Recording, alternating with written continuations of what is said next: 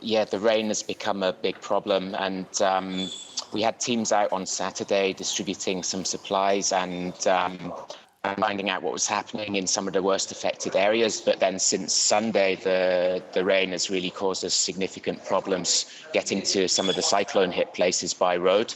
And as a result of the rain, we've also found that a lot of the helicopters, the limited number that are available, cannot fly because of the weather. So it's really causing a lot of logistical problems. And we knew we faced a race against time when the cyclone happened, and this is really causing us significant difficulties getting the job done.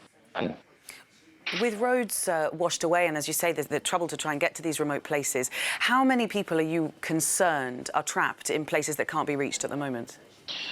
It's very difficult to say, and we've got some islands off the coast where it was like a bulldozer had mowed down towns and villages.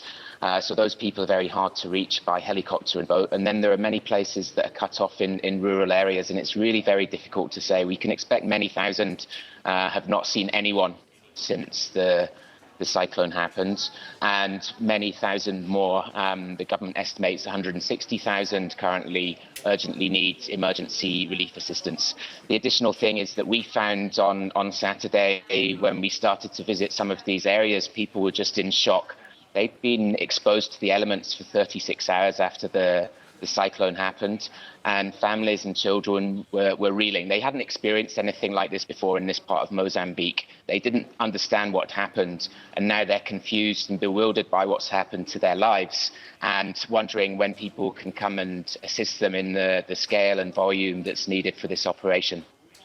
And of course, it's not just Cyclone Kenneth that they've had to deal with, that they're reeling from. It's also the previous Cyclone Idai, which was only a few weeks ago. How has that quick succession of cyclones affected your ability to respond in terms of the resources you have available?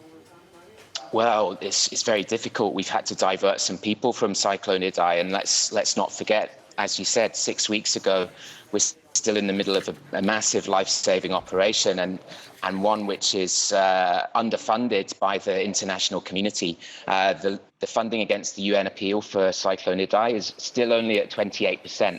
So we were really struggling to get things started in the way that was really needed when Cyclone Kenneth landed. So this double whammy is very difficult for all involved, but first and foremost, the people that have had their lives wrecked by what has happened.